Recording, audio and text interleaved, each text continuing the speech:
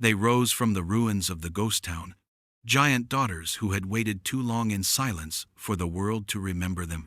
When the eldest whispered, "Finally, fertile stock," it left only one question: had the cowboy uncovered danger in the dust, or a forgotten people desperate for survival, and a bond that could change everything? The deed was signed in a dusty office in Carson Bluffs, the ink barely dry, before Cassian Rourke tucked the brittle paper into his coat. Folks in town had chuckled when they heard what he'd bought: Ash Hollow, a ghost town, a forgotten cluster of sagging buildings clinging to the edge of the Badlands like a memory too stubborn to die. But Cassian wasn't looking for laughter or approval. He was looking for solitude. A man who'd spent too many years drifting from cattle drive to mining camp. He wanted a place where no one asked questions and no one expected answers. The price was cheap enough to make sense: a patch of land, a few buildings, and the silence of history. The trail was little more than a scar across the desert floor. His horse, Dustfall, picked its way along, hooves striking dry rock that echoed against the cliffs. As the sun slid lower, the horizon burned with a fiery orange, casting the land in long shadows. And there it was, Ash Hollow. The town looked like it had clawed its way out of the earth and then given up halfway. A church with a leaning steeple, a saloon with doors barely hanging, a hotel with windows like hollow eyes staring out at the world. The wind whistled through broken shutters, carrying the groan of weathered timbers. Cassian dismounted, his spurs clinking against the boards of the old boardwalk. Dustfall snorted, uneasy.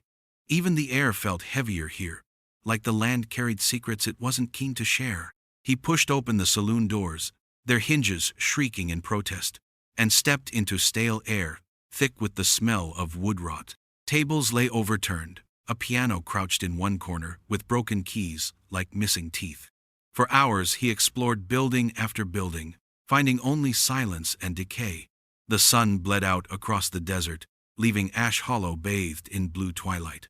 By the time Cassian built a fire in the center of the street, the town seemed less like a ruin and more like something watching him, waiting for him to make the next move. That's when he heard it.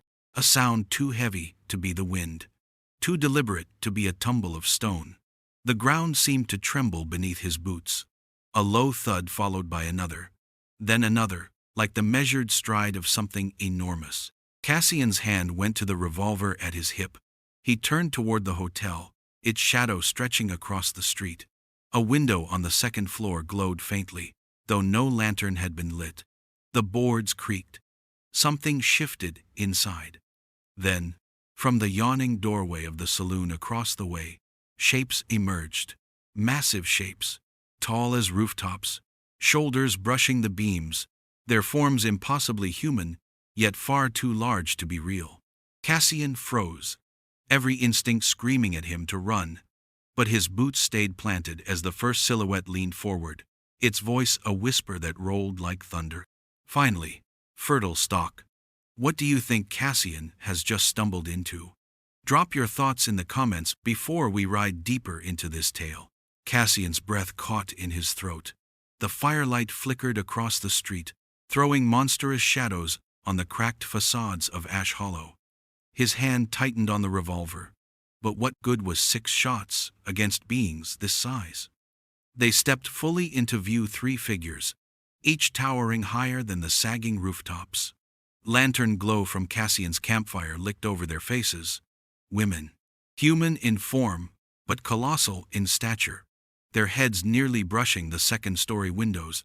Their hair fell in thick, tangled ropes, dark as coal and glinting with copper strands in the firelight. Their eyes, luminous and unblinking, fixed squarely on him. The one who had spoken stood at the front. Her voice, though low, reverberated through the ground as though the earth itself repeated her words. "Finally, fertile stock," she said again, tasting the syllables. After so many barren years, Cassian forced his legs to move, his boots scraping back across the dirt. "Stay back," he warned, his revolver leveled, though his hand trembled. "I don't know what you are, but you'll keep your distance." The second figure, broad-shouldered, with a mane of hair like wildfire, laughed, a sound that rattled the broken windows of the saloon. "Listen to him, Mireia. He thinks that toy will stop us." She tilted her head, flashing teeth too white, too sharp. The third stepped forward, smaller than the others though, still impossibly tall. Her expression was softer, curious, instead of cruel. "Sisters," she murmured, "he's frightened." Frightened was too gentle a word. Cassian's pulse thundered, his instincts screaming to bolt for the horse tethered behind him. But Dustfall had already fled into the darkness, reins snapping loose as the animal bolted from the unnatural presence. Cassian was alone. "Who are you?" His voice cracked as he steadied the revolver. "What are you?" The leader, Mireia, the name the second had spoken, straightened to her full height. Even standing still, she radiated power. "We are the daughters of Ash Hollow," she said, her words heavy with authority. "This town is ours, built for us by the last man who dared to claim this land, our father." Cassian's eyes darted from one to the next. Their clothes were stitched from hides too large to be cattle, sewn with cords of braided sinew. Bracelets made of wagon wheels and door hinges clinked on their wrists. They looked less like nightmares, and more like a tribe carved from legend. "You bought what was never yours to take," Mireia continued, her gaze sharp as a blade. "The deed in your coat means nothing. This place is not empty. It never was." The fiery-haired one, Solène, crouched slightly, lowering her massive face closer to Cassian. The heat of her breath rushed over him like a desert wind. "You've stumbled into our keeping, little man, and we've been waiting." Cassian's grip faltered. The revolver felt suddenly ridiculous, like a child's toy in the shadow of their enormity. Tavia, the youngest, leaned on the crumbling hotel balcony, her voice soft as falling dust. "Don't be afraid. We don't mean to kill you." Mireia's lips curved into something between a smile and a threat. "No," she agreed. "Not kill. You are too valuable for that." The three of them loomed over him, and Cassian understood in a rush of cold dread they weren't deciding whether he lived or died.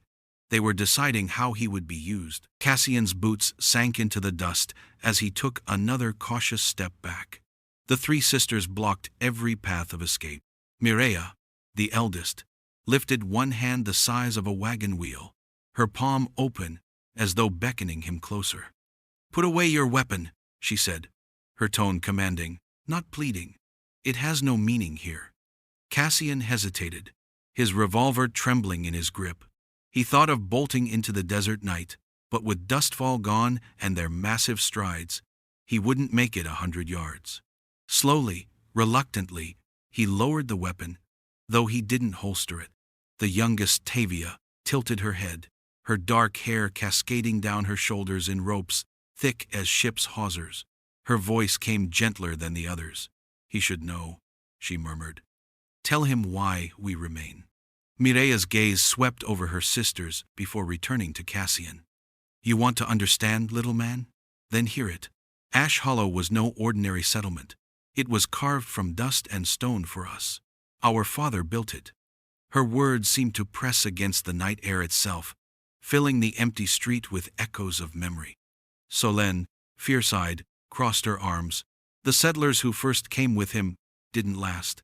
They feared us, feared our size, our strength, our hunger."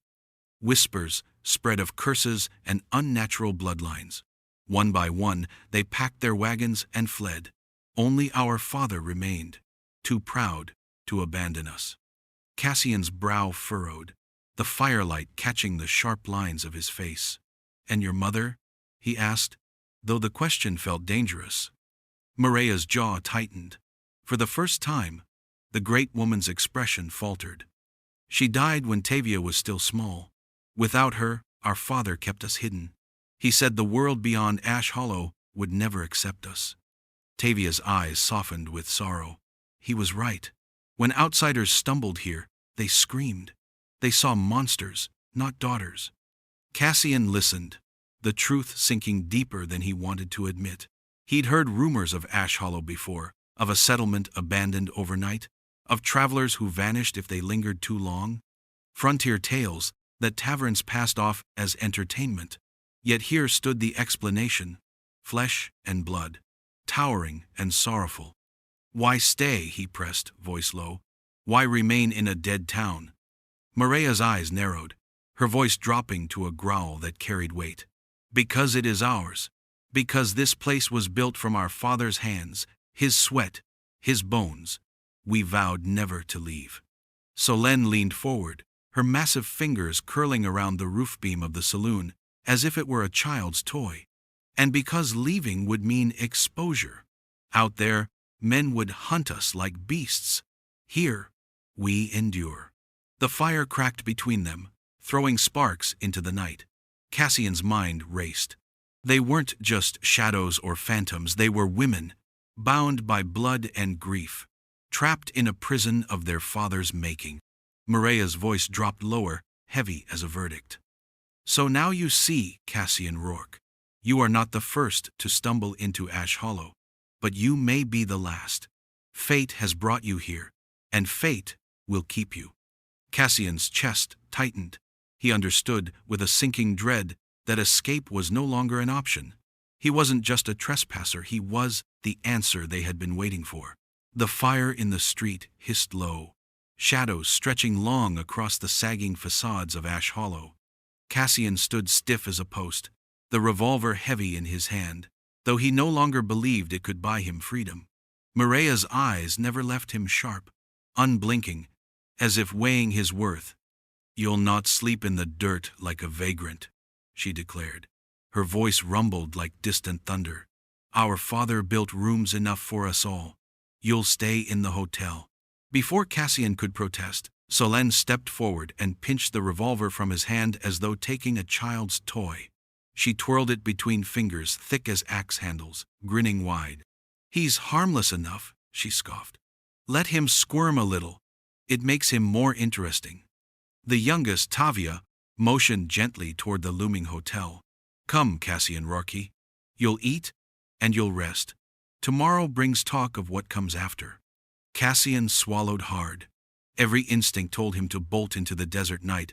Yet, with his horse gone, and these towering women blocking every street, flight meant certain death. His only chance was to play along, to see where their hospitality led. The hotel doors yawned open with a groan. Inside, lanterns lit by the sisters bathed the grand lobby in an amber glow. Cassian paused on the threshold, struck by the sight. Furniture fashioned on a scale too large for ordinary men, tables wide as wagons, chairs built from wagon wheels, a stairwell reinforced with iron beams. Every piece bore the mark of adaptation, as though normal life had been stretched to fit impossible bodies. Solène dragged a chair across the floor, the sound shrieking like a saw blade. Sit, little man, she ordered, plunking him down at a table fit for giants. His boots dangled far from the floor. Tavia disappeared through a doorway, and returned carrying a tray fashioned from a barn door. Upon it rested portions of food that looked absurd: slabs of roasted meat, half a loaf of bread, a jug of water large enough to drown a dog. She set it before him with careful hands, lowering her massive frame to watch him eat. Cassian eyed the meal, suspicion curling in his gut. You feed every stranger who wanders in? He asked. Mireya's gaze burned steady from across the room. We feed what belongs to us. You will keep up your strength. You'll need it. The words struck Cassian colder than the desert night. He forced himself to tear off a hunk of bread, chewing though the taste turned to ash in his mouth. Every movement was watched, every swallow measured by 3 pairs of eyes. The walls of the hotel seemed to close in, not with ruin, but with expectation. Cassian's mind raced. He wasn't their guest. He was their possession. When he set the bread down, Mireya leaned forward, her massive elbows cracking the table. Hear me plain, Cassian Rourke. Ash Hollow does not let go of what fate delivers. You belong to this place now. The fire in her eyes left no doubt it wasn't an invitation. It was a sentence. The night stretched long inside the Hollow Hotel. Cassian lay on a pallet of stitched hides, the coarse fabric prickling his skin, his every nerve raw. Above him, the ceiling beams groaned with the weight of giant footsteps. He'd shut his eyes, but sleep never came. Too much had changed too quickly. The deed he'd thought bought him freedom had instead shackled him to something beyond reason. At dawn, Tavia's voice came through the cracked door, soft but certain. "Up, Cassian. My sisters wait." He rose stiffly, brushing dust from his coat before stepping into the cavernous hallway. The sisters were gathered in the lobby, each as different as the desert itself. Mireia stood tall at the head of the long table, her bearing sharp as a blade. She spoke little, but every glance from her dark eyes weighed Cassian like judgment. It was clear she saw herself as leader, matron, keeper of whatever law ruled their lives. Solène, in contrast, leaned lazily against a support beam, her hair wild and fiery, her grin barbed. She seemed to delight in Cassian's unease, every taunt a test of his spirit. "Did the little man sleep?" she teased, her tone carrying more bite than warmth. "Or did the shadows keep you trembling?" Cassian met her stare, forcing a half-smile. "A roof's a roof, better than sand in my teeth." Her laugh cracked like lightning, and though mocking, there was a flicker of respect in her eyes. Tavia, ever gentle, set before him another portion of food, smaller this time, as if she'd taken care to prepare something fit for his size. "You'll need strength," she said, her fingers brushing the edge of the table delicately, almost shy. "Life here takes more than words." Cassian ate sparingly, studying them in return. 3 sisters, bound by blood and by the cage of Ash Hollow, yet each a different storm. He began to understand their roles. Mireia the mind, Solène the fire, Tavia the heart. As the day stretched on, they led him through the ghost town. He saw how they lived: giant water barrels fashioned from collapsed cisterns, tools cobbled together from wagon axles and blacksmith anvils. Where he saw ruin, they saw survival.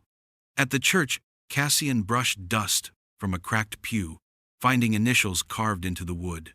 LS, JT, names of settlers who'd long since vanished. He felt the weight of those who had fled in terror, leaving behind whispers of curses. Tavia lingered at his side, her voice hushed. "They feared us. Always. Even when we were children, they looked at us as monsters." Solène snorted from across the aisle. "Let them fear." Fear kept them from returning. Mireia's voice cut the air. "Fear will keep him too, if he knows what's good for him." Cassian's hand brushed the revolver no longer at his side, taken from him the night before. He felt the emptiness keenly, surrounded, outmatched, yet strangely compelled. For beneath their harshness, he glimpsed not cruelty alone, but a hunger born of loneliness.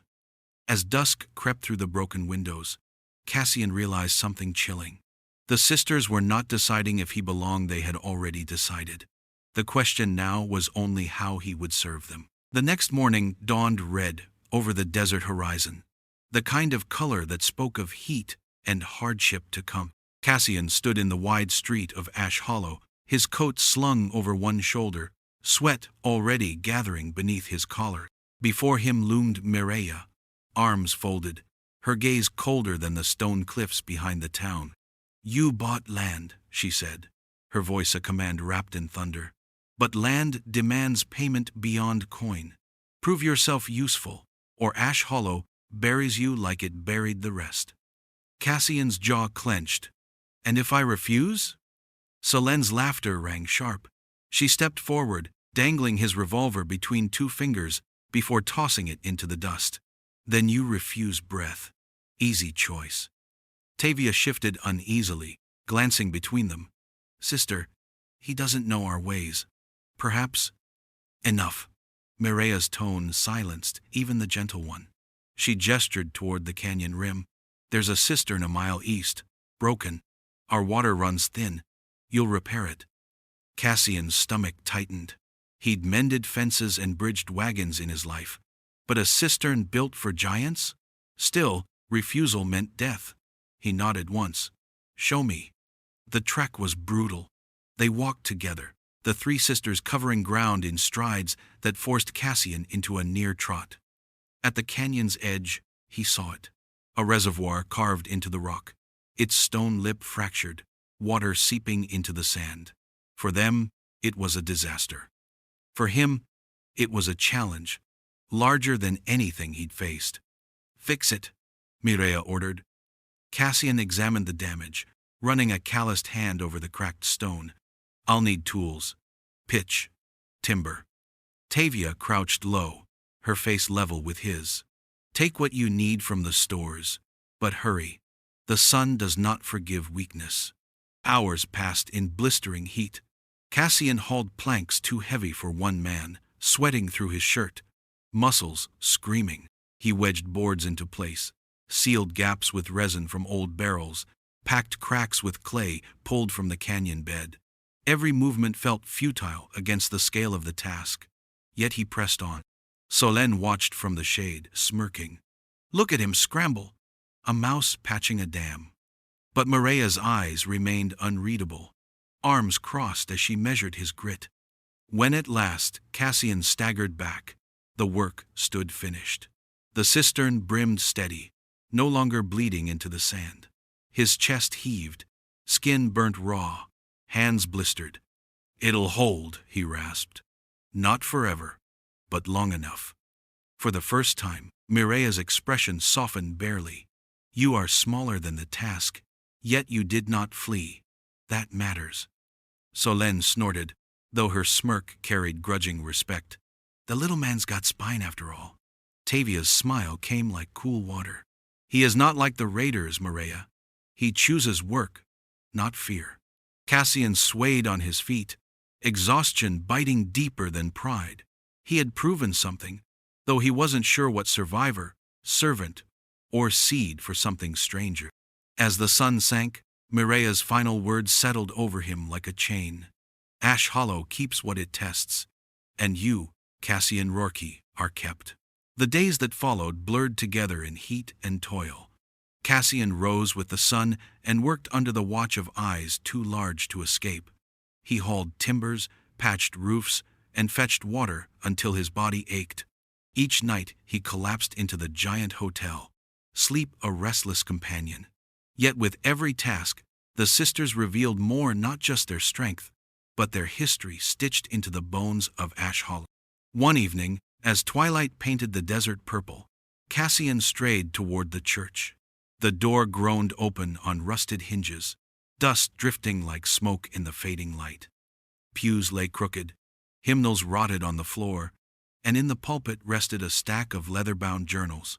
He picked one up, brushing off grit, and opened to shaky handwriting. We cannot stay. The daughters are growing, larger than barns, stronger than oxen. The ground quakes beneath their steps. God forgive us, but this place is cursed. Cassian's throat tightened. He flipped further entries about settlers fleeing in the night, leaving behind houses, tools, even kin too stubborn to abandon hope. The last page was smeared with tears. He calls them blessings. We call them doom. Tomorrow we ride. Ash Hollow belongs to giants now. A shadow fell across him. He turned sharply, heart pounding, to see Tavia kneeling in the doorway, her enormous hands folded across her lap. You've found the words they left behind, she said softly, her voice tinged with sorrow. Cassian shut the journal. They were terrified, thought you'd destroy them. Her eyes glistened in the dim light. We never wished them harm. As children, we tried to shrink ourselves, to walk softly, to be less. But you cannot hide what you are. She stepped inside, careful not to crush the pews. The building groaned under her weight, but she knelt close, lowering her face to his level. Do you know what loneliness tastes like, Cassian? It is bitter, like water left too long in the sun. We have drunk it for years. Before he could answer, Solène's voice rang from outside. Tavia, leave him be. The little man doesn't need your sob stories. Tavia flinched. rising reluctantly. But before she turned away, she whispered, "Remember this, what we want is not conquest, it is survival."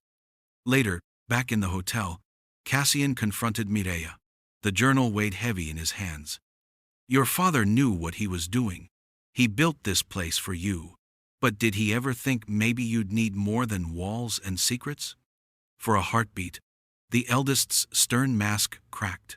"He thought only of keeping us safe. He did not live to see the cost." Solène sneered from her corner. "Safe? We are prisoners of a graveyard. The world fears us, and we're left with scraps." The fire popped in the hearth, and Cassian stared into the flames.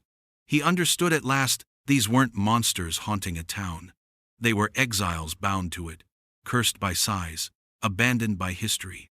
And in their eyes, he wasn't a guest, or even prey. He was the answer to an emptiness that had gnawed them hollow. The desert had a way of carrying whispers farther than the wind. By the time Cassian patched his third roof and repaired another cistern, he knew word of Ash Hollow had spread. Strangers had been seen at the ridge dust trails on the horizon, silhouettes lingering too long. The kind of men who smelled weakness and came hungry for plunder. Cassian stood at the edge of town one evening, watching the dying sun paint the canyons in blood-red hues. His gut twisted. He'd been a drifter long enough to know the signs. Raiders were circling. "They've heard a man lives here now," Mireia said behind him. She stood tall against the horizon, the sky itself bowing to her outline. "Men are greedy. They believe a lone drifter is easy prey." Cassian's hand brushed the butt of the revolver, Solène still carried tucked into her belt. "If they come, they won't expect what's waiting." Solène grinned, baring teeth like a wolf. "Let them come. I've longed for something to crush besides stones." She clenched her massive fists, each knuckle scarred from past battles. Batavia's face held worry. "They will bring fire," she murmured. "They will burn what little we have left. Mireia, we cannot." "We can." Mireia cut her off, her voice sharp as an anvil strike. "Ash Hollow does not bow, not to fear, not to men." Cassian turned, frustration boiling. "You're strong, no doubt. But men with rifles, torches, they'll turn this place to ash for spite. I've seen it done." Mireia's eyes locked on his. "Then you will stand with us, Cassian Rourke. The land you claimed is no longer your own. You belong to it and to us." The weight of her words pressed on him like chains. He wanted to argue, to insist this fight wasn't his. But deep down he knew the truth. If raiders took Ash Hollow, he wouldn't leave it alive. And strangely, the thought of abandoning the sisters twisted his gut even worse than fear of death. That night, the town prepared.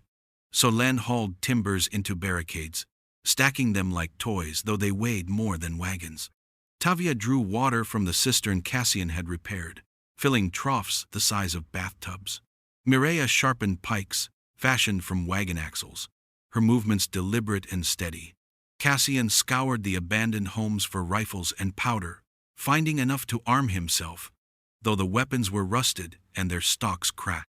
He perched on the roof of the saloon, testing lines of sight, noting every shadowed alley raiders might use. When the moon rose silver over the desert, the horizon glowed with fire. Torches, dozens of them, carried by riders cresting the ridge. Their shouts carried down into the hollow, rowdy and cruel. Cassian's chest tightened as he chambered around. This was no mere test of survival. This was war, and he stood shoulder to shoulder with giants. The sisters lined the street, their silhouettes enormous against the flickering firelight. Mireia raised a spear longer than a telegraph pole. "Let them learn," she said, her voice rolling through the empty town. "Ash Hollow is not theirs to take." The raiders roared as they descended the ridge, torches blazing, rifles ready. The storm had come. The raiders thundered down the slope like a pack of wolves, their torches streaking fire across the night. Cassian braced atop the saloon roof, rifle steady, heart pounding with each hoofbeat that drew closer. He had fought men before, bandits, cutthroats, deserters, but never with allies like these. Mireia strode into the center of the street, her spear gleaming in the firelight. She towered above the charging riders, her shadow stretching long against the cracked boards of Ash Hollow. Beside her, Solène hefted a broken wagon tongue like a club, her grin wild with anticipation. Tavia lingered behind, her face drawn with worry, hands clutching a stone pillar torn from the old church. The raiders fanned out, rifles cracking, bullets whining through the air. Cassian squeezed his trigger, dropping the first man from his saddle. The shot echoed, but the riders barely slowed. "Now," Mireia commanded. Solène roared and swung her massive club into the lead horseman. Horse and rider flew sideways, crumpling against a half-rotted storefront.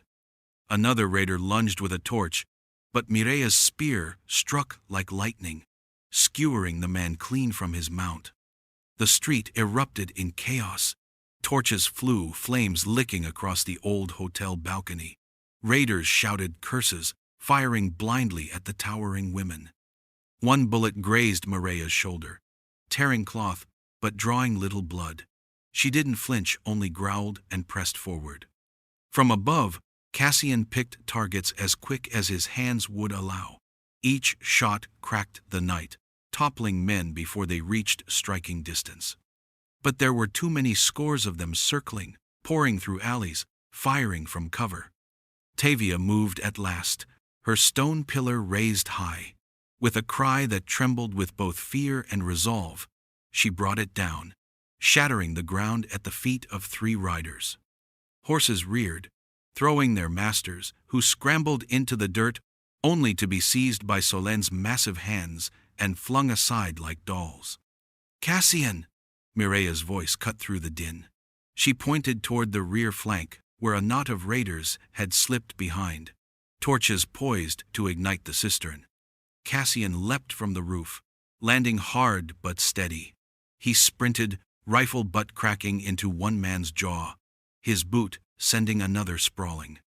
The third swung a torch, but Cassian drove his knife into the man's arm, wrenching the weapon free. He stomped out the flames, chest heaving. Above him, Solène laughed like thunder. "The little man fights!" she bellowed, even as she sent 2 more riders tumbling with a single sweep of her club. Still, the raiders pressed on, fearless or desperate.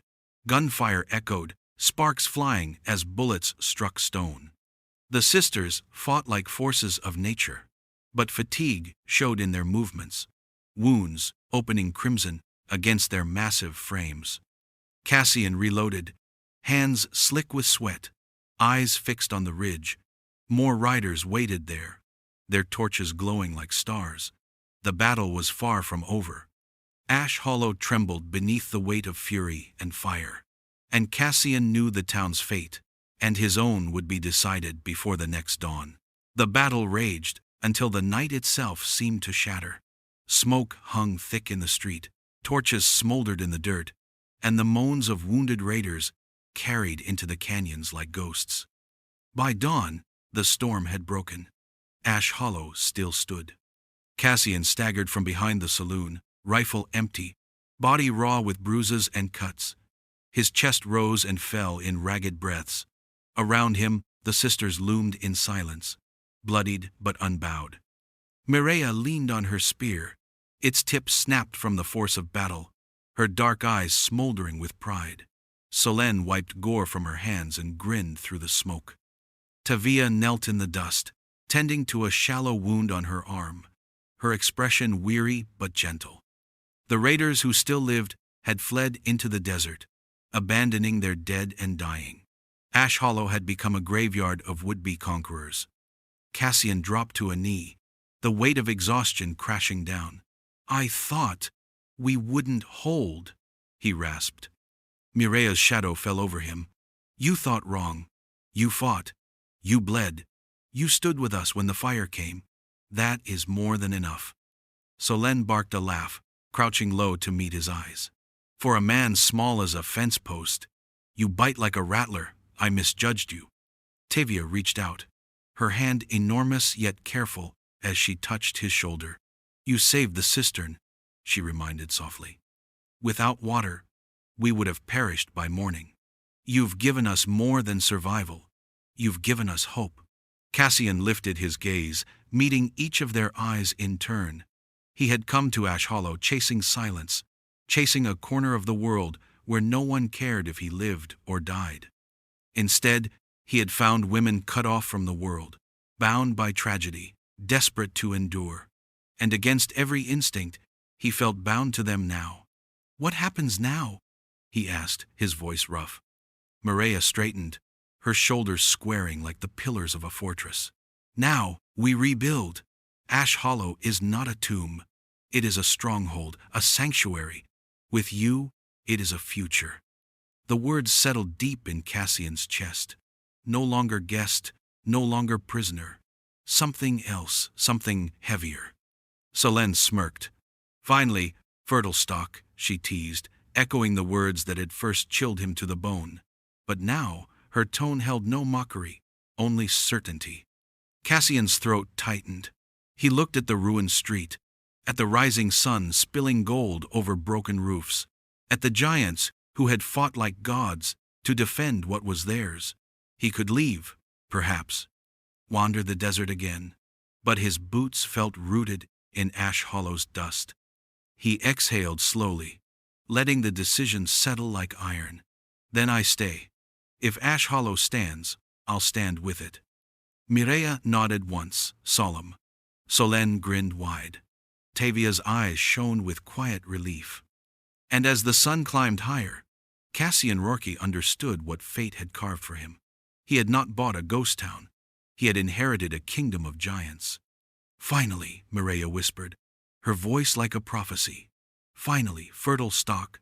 Finally, a future. If you thought these were crazy, you won't want to miss what happens in this next video."